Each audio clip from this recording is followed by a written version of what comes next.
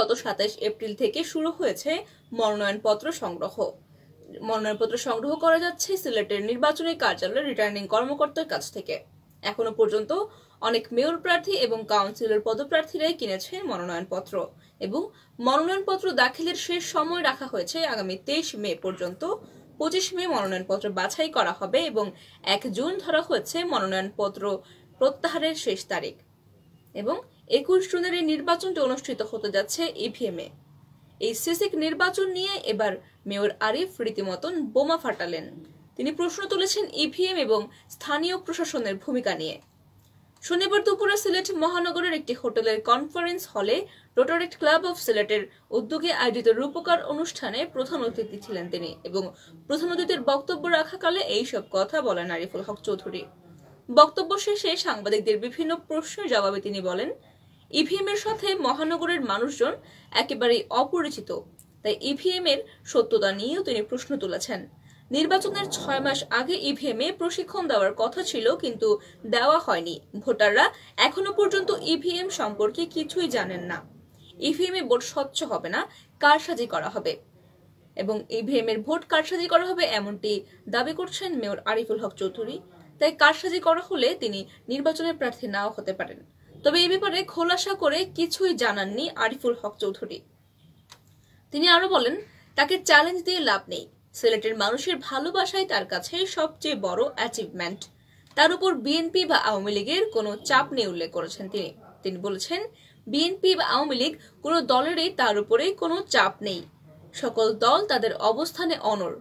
তবে ব্যক্তি আরিফে এখানে কোনো বিষয় না। তিনি উল্লেখ করেছেন, ব্যক্তি আরিফকে নিয়ে কেউ যেন সমালোচনা না করেন। ব্যক্তি আরিফকে নিয়ে সমালোচনা না করার আহ্বান জানিয়েছেন তিনি সিলেট সিটির মানুষকে। মেয়র আরিফ আরো বলেন, সিটি কর্পোরেশন নির্বাচনকে কেন্দ্র করে প্রশাসনের কিছু কর্মকর্তা অতি উৎসাহের সৃষ্টি করেছেন এবং প্রশাসনের এই অতি উৎসাহ তার মনে সন্দেহের বীজ বপন করেছে। প্রশাসনের অতি উৎসাহী কর্মকাণ্ডে সন্দেহ গভীর রূপ নিলে তিনি নির্বাচনে প্রার্থী নাও হতে পারেন, এমন মন্তব্য করেছেন আরিফুল হক চৌধুরী।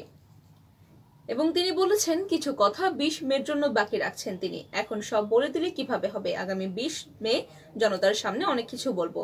তিনি 20 মের সম্মেলনকে ইঙ্গিত করেছেন এই কথার মাধ্যমে। আগামী 20 মে তিনি সিলেটের রেজিস্ট্রারি মাঠে সকল দলমত নির্বিশেষে সকলকে নিয়ে একটি আহ্বান জানিয়েছেন কর্মী সভার এবং এই সম্মেলনে তিনি সিলেটের সকলের সাথে আলোচনা করে জানাবেন তিনি আগামী নির্বাচনে মেয়র প্রার্থী হবেন কিনা। এবং তিনি আরো উল্লেখ করেছেন, বিএনপি বা আওয়ামী লীগ কোনো দলেরই তার উপরে কোনো চাপ নেই এবং এখন নির্বাচনে অংশগ্রহণ করা না করাটা সম্পূর্ণ নির্ভর করছে তার নিজের উপর। উল্লেখ্য, আগামী 21 জুন অনুষ্ঠিত হতে যাচ্ছে সিলেট সিটি কর্পোরেশন নির্বাচন এবং এবারে হবে 5মবারের মতন সিটি নির্বাচন এবং এই নির্বাচনটি হতে যাচ্ছে প্রথমবারের মতন ইভিএম-এ। সিলেটে এই প্রথম নির্বাচনে ব্যবহার করা হবে ইভিএম অর্থাৎ ইলেকট্রনিক ভোটিং মেশিন। সুপ্রিয় দর্শক শ্রোতা, এই ছিল আমাদের হাতে থাকা এখনকার আপডেট। এতক্ষণ সঙ্গে থাকার জন্য সকলকে অসংখ্য ধন্যবাদ। সর্বশেষ আপডেট সবার আগে পেতে যুক্ত থাকুন বাংলাভিউয়ের সাথে। আপনার ভালো লাগা, খারাপ লাগা এবং যে কোনো ধরনের পরামর্শ জানিয়ে দিন মন্তব্যের মাধ্যমে। আপনি যদি ইউটিউবে দেখে থাকেন এবং ইউটিউবে নতুন হয়ে থাকেন তাহলে অবশ্যই আমাদের চ্যানেলটি সাবস্ক্রাইব করুন এবং বেল আইকনটি ক্লিক করে রাখুন পরবর্তী ভিডিওটি সবার আগে পেতে। এতক্ষণ সাথে থাকার জন্য সকলকে আবারও ধন্যবাদ।